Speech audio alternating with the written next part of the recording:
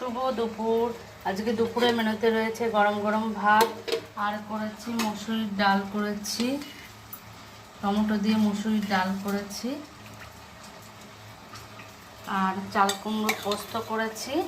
আজকে তেমন কিছু রান্না হয়নি, চাল কুমড়ো পোস্ত করেছি আর আলুর পোড়ের ভাজা করেছি, কালো জিরে দিয়ে করেছি, দারুণ হয়েছে ভাজাগুলো।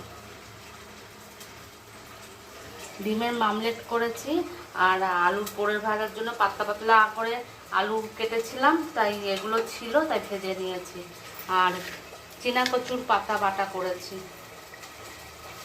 আর কালকের মাংসর ঝোল আলু রয়েছে, মাংস রয়েছে, ছেলেটার হয়ে যাবে, সেই জন্য আর বেশি কিছু রান্না করিনি। এই আজকে হালকা রান্না করেছি। সবাই ভালো থেকো। দারুণ হয়েছে ভাজাগুলো।